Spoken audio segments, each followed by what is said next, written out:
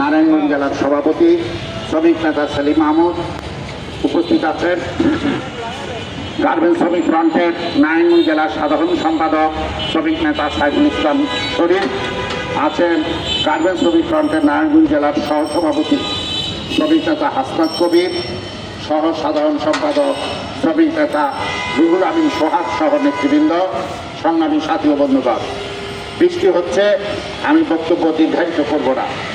আমরা যেই উদ্দেশ্যে এখানে এসেছি, রেডিক্যাল গার্মেন্টসের মালিক যে ষড়যন্ত্রমূলকভাবে পরিস্থিতি তৈরি করলো, এই সংকট নিরসনের জন্য গার্মেন্টসের সারা বাংলাদেশের সভাপতি, বিকেএবির সভাপতি, তার কাছে এসেছি যাতে দ্রুত এই সংকটের সমাধান করে।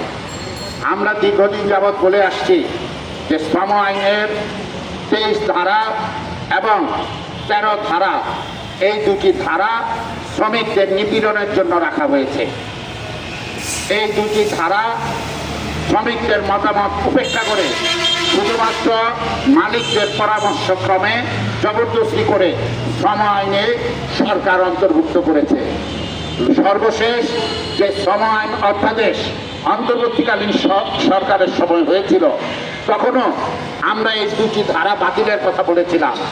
23 ধারা শ্রমিক নির্যাতনের ধারা, এটা বাতিল করতে হবে।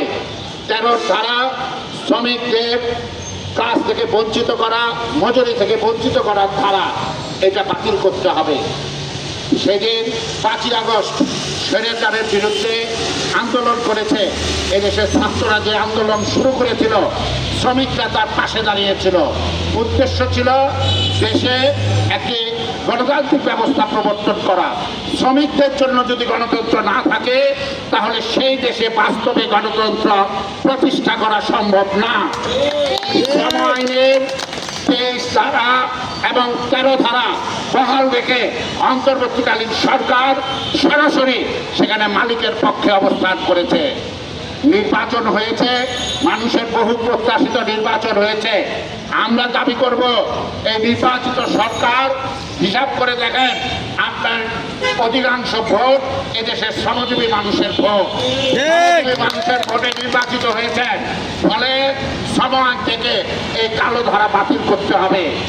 এই অধ্যাদেশ আইন করার পূর্বে বলেছেন কিছু সংশোধন করবেন, তাহলে সেক্ষেত্রে 13 ধারা এবং 23 ধারা বাতিল করতে হবে।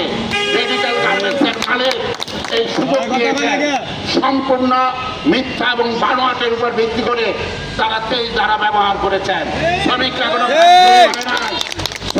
কোনো উৎপাদনের উপর আক্রমণ করে নাই, মেশিন পত্রের উপর আক্রমণ করে নাই, শ্রমিকরা কর্তৃপক্ষের উপর কোনো আক্রমণ করে নাই।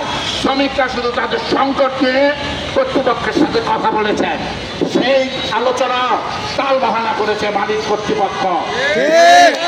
এই ক্ষেত্রে 23 ধারা ব্যবহার সম্পূর্ণ অবৈধ, অন্যায় করা হয়েছে শ্রমিকদের উপর। অবিলম্বে 23 ধারা প্রত্যাহার করে যাদেরকে এই ধারায় বরখাস্ত করা হয়েছে, এদের কাজে যোগদান করার সুযোগ দিতে হবে। এবং কারখানা 13 ধারা বন্ধ করে রেখেছে। 13 ধারা বন্ধ করা মানে আপনারা মজুরি পাবেন না। আমি দাবি করতে চাই, অবিলম্বে 13 ধারা প্রত্যাহার করে শ্রমিকদের কাজে যোগদান করতে হবে। কারখানা যে বন্ধ করেছে মালিক, সেই মজুরি শ্রমিককে দিয়ে দিতে হবে। সংগ্রামী বন্ধুগণ, এই কথাগুলি বলার জন্যই আজকে আমরা বিকেএবির সামনে এসেছি।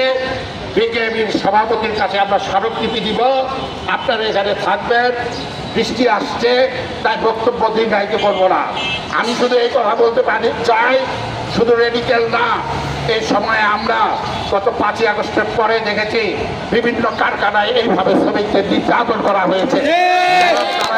যারা প্রয়োগ করে, এই নির্যাতন বন্ধ করতে হবে। আজকে শ্রমিকেরা ঐক্যবদ্ধ, রেডিক্যালের শ্রমিকেরা এসেছে, সারা বাংলাদেশের গার্মেন্টস শ্রমিকরা এই অন্যায়ের বিরুদ্ধে রুখে দাঁড়াবে। আজকে যারা উপস্থিত হয়েছেন সকলকে আমাদের দল, বাংলাদেশের সমাজতান্ত্রিক দল বাসদ এবং আমাদের ফেডারেশন সমাজতান্ত্রিক শ্রমিক ফ্রন্টের পক্ষ থেকে ধন্যবাদ জানিয়ে আমি আমার বক্তব্য এখানে শেষ করছি। দুনিয়ার বন্ধু এক হোক।